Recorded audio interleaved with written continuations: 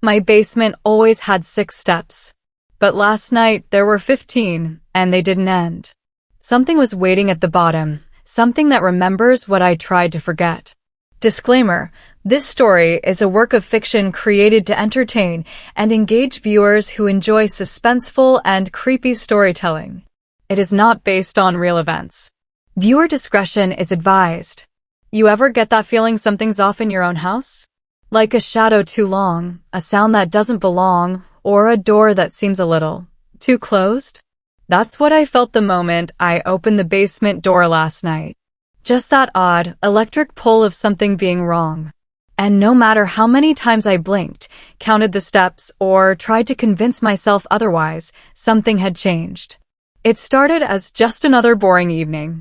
I was home alone, trying to fix the fuse that kept tripping in the basement. I live in a small rental house, 2 bedrooms, creaky floors, cheap paint on the walls. Nothing special. But the basement? It's always been weird. Cramped, damp, and barely tall enough to stand in without knocking your head on the pipes. You could hear the water heater hiss like it was whispering something you weren't supposed to hear. That's why, when I opened the door and found stairs that just kept going, I froze. There were more steps than there should have been. I knew that place. I'd been down there 100 times. 6 steps. Always 6. But now I counted 12. Then 15. And they just didn't stop. I told myself it was stress, or maybe I was just miscounting. But with every creak of the wooden stairs under my feet, I felt like I was descending into something I wasn't meant to see. The air got colder. My flashlight flickered. And then the walls. The walls weren't concrete anymore. They were stone. Old, cracked, and damp. Like a tunnel, ancient and untouched. I kept walking. Not because I wanted to, but because I couldn't stop. Something was pulling me. Or maybe it was curiosity. You know how they say curiosity killed the cat? I finally understand why. Because when you're in it, when your world starts stretching in ways it's never supposed to, your mind tries to protect you. But your feet, they still move. There was something wrong about the air down there. It wasn't just musty, it was heavy. Like it remembered things. Bad things. I started hearing sounds that shouldn't echo in a basement. A soft drip, a distant knock, and once. I swear I heard breathing. Not mine. Not close. But there. My name is Ryan, and I've lived alone since college. I'm not the paranoid type. I don't scare easy. But last night, something changed in this house. And I'm not sure I'll ever understand why. I tried to turn back, but the stairs behind me weren't there anymore. Just more stone, like the whole house had folded itself into something else while I wasn't looking. And then I saw something. Just ahead. Not clear. A shape. Maybe human. Maybe not. It didn't move. Just stood there, watching. And then I heard it. A voice. Close to my ear, though nothing was beside me. It said one thing, whispered so low I almost didn't catch it. You're not supposed to be here. I don't know if I'm dreaming. I don't know if I'm losing my mind. But I do know one thing for sure. My basement wasn't this big yesterday. I stared into the darkness where the voice had come from, heart pounding so hard I could feel it in my throat. You're not supposed to be here. The words still echoed, quiet but sharp, like they'd been whispered directly into my bones. The figure in the distance hadn't moved. Not a twitch. Not a sound. Just that shape, standing perfectly still as if it were waiting for me to do something. Or come closer. I stepped back, slowly, flashlight trembling in my hand. But there was no wall behind me, just more hallway. More stone. I spun around in a slow circle. The basement was gone. The smell of mildew and dust had been replaced by something older, heavier. It was metallic, like rust and something rotting. I was in a corridor that looked like it belonged beneath a castle, not a house built in the 1970s in a boring Midwestern neighborhood. There were torches along the walls now, unlit, but clearly real. Some were still dripping with wax. Others looked like they'd been clawed at. I told myself to calm down. That I had probably fallen asleep in front of the TV. Maybe this was a lucid dream or sleepwalking or even some weird panic attack. But the problem was I could feel everything. The cold biting at my arms. The grit of dust on my skin. The sound of my own shoes scraping stone. Dreams don't have weight like this. The figure finally moved. One step. That's all. Just a single, slow step forward. I aimed my light at it, and it flickered violently before dying completely. Darkness swallowed everything. I shook the flashlight, smacked it against my palm. Nothing. My phone? No signal. No screen. Dead. Then came the sound. It was faint at first, like someone dragging their fingers along the walls. A scraping. Not metal on stone, but nails. Too slow to be accidental. Too deliberate to be ignored. I held my breath and stepped backward, feeling my way along the rough wall. My fingers brushed something cold, metal. I turned, and there was a door. Small, wooden, reinforced with rusted iron bands. It was half open. I didn't want to go in. I also didn't want to stay. Inside the room, it was colder than the corridor. I stepped through and quietly shut the door behind me. The sound stopped immediately. No scraping. No breathing. Just silence so complete it made my ears ring. The room looked like a study, or what used to be one. A desk sat in the corner, ancient and covered in papers yellowed with age. Shelves lined with strange jars and thick, rotting books leaned crookedly against the wall. Symbols carved, not drawn, were etched into the stone floor. And in the middle of it all, a chair. Facing the far wall. Empty. But there were scratches all around it. Deep gouges in the floor, like something or someone had been dragged, fighting, maybe clawing. I didn't touch anything. I just stood there, trying to understand why this was beneath my house. Who had built this? Why was it changing? And how had I never noticed? That's when I saw the photo. It wasn't on the desk, it had fallen beneath it, half covered in dust. I picked it up without thinking. Black and white. Blurry. But I recognized the face instantly. It was me. Younger. Maybe 8 or 9 years old. Standing in front of a different house, one I didn't remember ever living in. My hand was holding someone else's, a woman, blurry, maybe my mother? But she wasn't looking at the camera. She was looking off to the side, mouth slightly open, like she'd just heard something. I dropped the photo. Something was wrong with my memory. Something was wrong with me. And then I heard it again, closer this time. The voice. Just 3 words, quiet, like the walls were breathing them out. Do you remember? No, I didn't. But I think I was about to. I stood frozen in that room, the photo still trembling in my hand. The edges curled with age, but my face in it looked fresh, untouched by time. I didn't remember taking it. I didn't remember that house. But the expression on the woman beside me, it wasn't peace. It was fear. Like she saw something coming right before the camera clicked. A sudden gust of freezing air swept across the room, though no windows existed down here. My skin broke out in goosebumps. I backed toward the door, reaching out blindly behind me, but it was no longer there. Where the door had been was now just a solid stone wall, seamless, as if it had never opened. The light above, the faint flicker from the ceiling, turned red for a moment. Just a blink. But I saw something in the corner of the room during that flicker. A shape crouching low, like a person, but twisted, limbs wrong, eyes shining faintly like wet glass catching candlelight. It didn't move. But I knew it had been watching me. And I knew if the light blinked again, it would be closer. I turned and ran, searching the walls for any opening, any weakness, any place I could break through. My hands scraped against cold stone and rusted metal. Somewhere behind me, I heard the quiet sound of breathing, not mine. It was rasping and uneven, almost wheezing. Whatever it was enjoying this. Like it had done this before. I finally found what looked like a small crawl space, hidden beneath one of the shelves. It was narrow, too tight for anyone to want to enter voluntarily. But I didn't hesitate. I dropped to the ground and shoved myself inside. The walls scraped my arms and shoulders as I crawled. My flashlight was still dead, but ahead I could see a dull bluish glow. I moved toward it, heart thundering in my ears. As I crawled, I started hearing voices again, but this time, they weren't whispering. They were arguing. A man and a woman. You said he wouldn't find it. He wasn't supposed to. The entrance was sealed. He's remembering. You can't stop it now.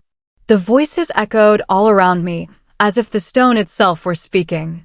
I froze, breath shallow. Were they talking about me? I reached the glowing end of the tunnel. It opened into a small room, this one filled with mirrors. Dozens of them, nailed and hanging at strange angles, none of them reflecting me. They all showed different things. One showed a version of the room I'd just left, but empty.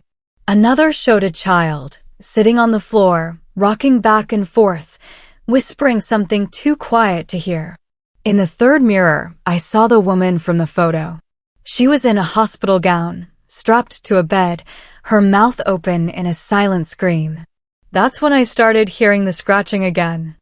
Not from the tunnel I'd come through, but from the mirrors. The glass was warping, bending slightly, and tiny cracks began to form at the edges. Something was trying to come through. I stepped back, knocking over a small chair. It clattered to the ground and shattered, not broke, shattered like it was made of porcelain. That was when I noticed the air. It smelled like antiseptic and burnt hair. I was in a memory, or something pretending to be one. I looked at one mirror more closely. It showed my house, exactly as I'd left it before coming down to the basement. The kitchen light was still on. The cereal box was still open on the table. But there was someone standing in the hallway. Me. Or someone who looked exactly like me. He turned and stared directly into the mirror, as if he knew I was watching. Then he smiled slow and unnatural and lifted his hand. In it, he held something small. My flashlight.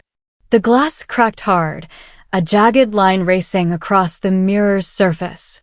The image distorted, fizzing like a bad TV signal. And the mirrors, all of them, started to hum. A deep, low vibration that buzzed in my teeth. I turned, heart racing, but there was no door, no crawl space, no escape. Just walls and mirrors and a sound rising to a screech. And in the middle of it all, my reflection appeared. But it wasn't me anymore. I don't know how long I stared at that thing in the mirror, the version of me that wasn't me. Time felt wrong in this place, like it folded over itself and forgot how to move forward.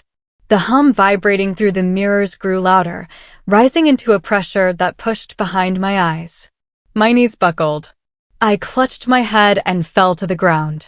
The reflection in the mirror didn't mimic my collapse. It stayed standing, tilting its head in that unnatural way, like a puppet pulled on strings. Then it moved, but not within the glass. I heard footsteps behind me. Real ones. Slow. Heavy. Deliberate. I turned fast, but the room hadn't changed. Still no doors, no windows. Just stone and mirrors. But the sound kept coming as if it were circling me. And then it spoke. My own voice, exact tone, exact pitch, echoed from behind one of the mirrors. You left me here. The mirrors began to crack one by one, not all at once, in a sequence, like dominoes. Each shattering piece exposed blackness behind it. Not another room. Not more stone. Just pure void. You promised you'd never come back. Why no? My throat tightened. I didn't remember making any promise. I didn't remember any of this. I tried to speak, but my voice caught in my chest. My lips moved. Nothing came out. Then a memory hit me sharp and vivid. A hospital room. A bed. Electrodes on my scalp. A doctor speaking softly to someone behind glass. I was a kid, maybe 10. They were calling it an episode. Something about disassociation, memory suppression, and long-term psychological impact. I could see my younger self lying still, eyes wide open but not seeing. And then the woman from the photo, the one I thought might be my mother, she was there too. Crying. Whispering, don't let him remember. That room, this place, it wasn't just some horror story. It was mine. Buried deep. Locked up. forgotten for a reason. The creature, the other me, stepped through the largest cracked mirror now, not a reflection anymore. It had my face, but the skin didn't move right. It stretched too tightly across the jaw, eyes too wide, teeth too even. Like something wearing me as a costume. It crouched in front of me, smiling. "You left me behind in the dark," it whispered. But I grew. I learned. And now you're the one who doesn't belong. I backed into a corner, pressing myself against the stone, but there was nowhere to go. The mirrors had all cracked away, revealing endless void on every side. There was no escape. Just blackness, broken glass, and the thing that looked like me. And then it changed. Its skin bubbled, melted, and peeled off like wax under a flame. What was underneath wasn't human. I won't describe it. I can't. My brain tried to reject it even as I saw it. It wasn't just a monster. It was a memory made solid. A trauma that had been buried so deep, it clawed its way into shape. The walls trembled. Then came a sound, soft, distant. A knock. 3 slow knocks, echoing from above, from the place I'd come from. How did I get here? And more importantly, how do I get out? A creak behind me. I turned slowly. In the hallway, he was standing there again.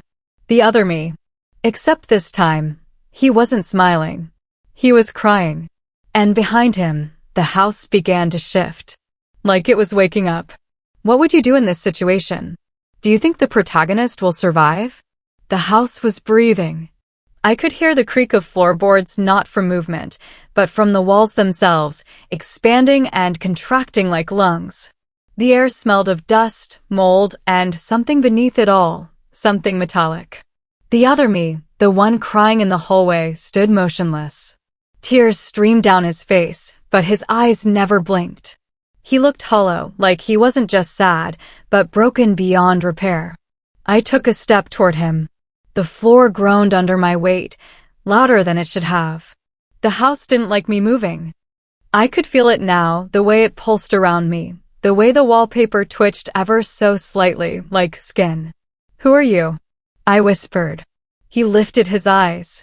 They weren't mine anymore. They were black. Endless.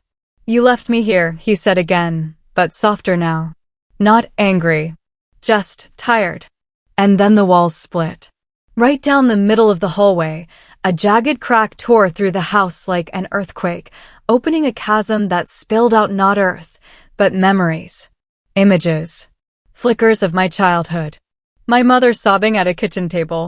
Me screaming behind a locked door. Doctors. Needles. Darkness. I stumbled back, clutching my head. "Stop.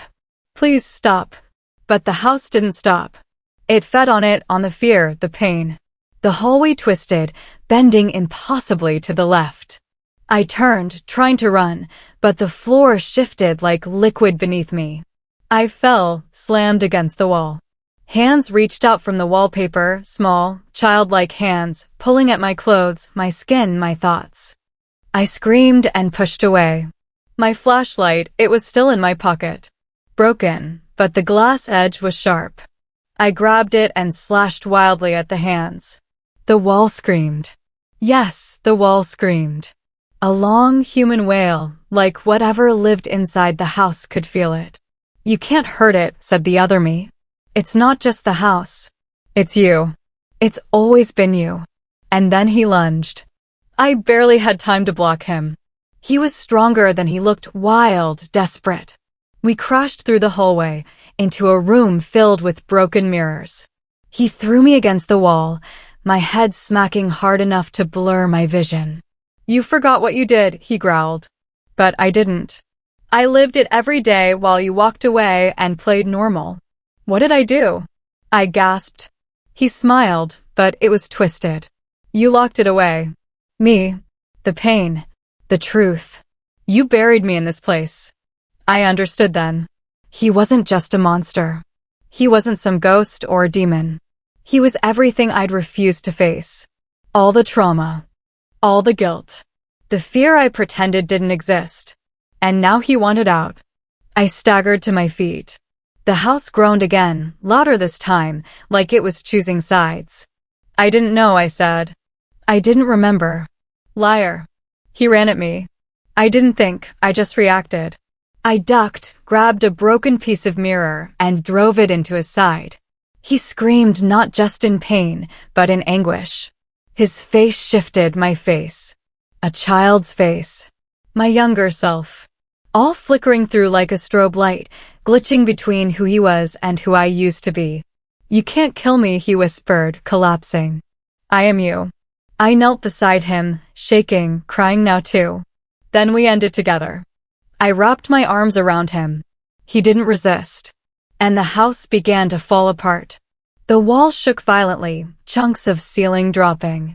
The memories turned to ash and scattered. The ground split beneath us. The mirror shattered inward, glass rising like a whirlwind around the room. Light poured in from somewhere, blinding, warm, burning. And then darkness. Silence. I opened my eyes in the real basement. The concrete walls. The rusted pipes. The flickering bulb above. The original 6 stairs. I was back. But my hands were cut. My clothes torn. And in the corner sat the photo. Still dusty. Still faded. I picked it up. The woman beside me, my mother, smiled now. Her eyes met the camera. Calm. Peaceful. The basement door opened behind me with a creak. Ryan, a voice called. My neighbors. You okay in there? Thought I heard something. I didn't answer right away. Just stared at the photo. I stood up. Took one last look at the basement. It looked the same. But I knew it wasn't. And, maybe, neither was I. What would you do if you had to face the version of yourself you tried to forget? Do you think I truly made it out? It's been 3 days since I came back. 3 days since I woke up at the bottom of my basement steps with blood on my palms, torn clothes, and a cracked flashlight lying beside me. The doctor said I must have fainted. Maybe hit my head. Dehydration. Stress. All the usual explanations for things no one wants to believe. But none of them explain the photo I had clenched in my hand, aged, creased, and impossible. Because I remember that photo now. Not just seeing it in the basement. I remember the day it was taken. I remember the house. The real one. The one we lived in when I was little. The one with the basement door that my mother always kept locked. She told me it was because the steps were too steep, that it was dangerous. I believed her. Until the night I opened it anyway. And saw nothing but darkness that moved like water. That was the night they took me to the hospital. Back then, they said I had some kind of breakdown. They gave it names: disassociation, memory trauma, early onset psychosis. I never saw that house again. We moved shortly after. But it wasn't until now, as an adult, standing in a completely different home, in a completely different basement, that it all came flooding back. Not just the house. Not just the memory. But him. The version of me I locked away. The one who had to carry everything I couldn't. My fears. My grief. The screams in the dark I pretended were just dreams. He was real. Or maybe he wasn't. Maybe he was just the part of me that never healed. The one that stayed behind in the shadows, growing in silence. Feeding off what I refused to face. But whatever he was, I saw him. I touched him. I held him when he cried. And when the house fell apart around us, I didn't run. I accepted it. That's what's haunted me most in the days since, how right it felt to do that. Like some broken clock inside me had finally started ticking again. But even with all that, something isn't right. Because every night since then, I've heard knocking. 3 knocks. Slow. Measured. Always from the basement door. Always at exactly 3:03 a.m. The first night, I thought I was dreaming. The second, I waited by the door, wide awake, phone in hand. When the knocks came, the door was cold. Colder than the rest of the house. My breath fogged in front of my face. The third night, I opened it. There was nothing there. Just the usual 6 steps, the same rusted pipes, the same dim bulb overhead. But on the bottom step was a photo. Not the old one this time. A new one. Me. From yesterday. Standing at the sink. Washing dishes. The photo was taken from behind me, someone else's perspective. But I live alone. I called the police. They found no evidence of a break-in. No fingerprints. No cameras near the property had been tampered with. But they didn't take the photo. They didn't even touch it. One of the officers, an older guy, stared at it too long. He didn't say much, just mumbled something like, "You sure you just moved in?" Then he left without finishing his report. I haven't slept since. Because I know what's happening. That version of me, the one I embraced in the house. I thought he was a memory. But memories don't leave new photos. He's not trapped anymore. He's here. Not haunting me. Replacing me. I see it in little things. How the neighbors wave a little less when I walk by. How my reflection lags for half a second too long in the mirror. How I found my toothbrush wet this morning when I hadn't even used it yet. He's not me. But he's getting closer. And the worst part? Sometimes, when I look in the mirror, I don't know which one of us I am anymore. What do you think really happened to me in that basement? Do you think the other version of me ever truly left? Or do you think I never came back? Let me know in the comments if you think there should be a sequel. Because I'm not sure the story is over. And maybe it never really started.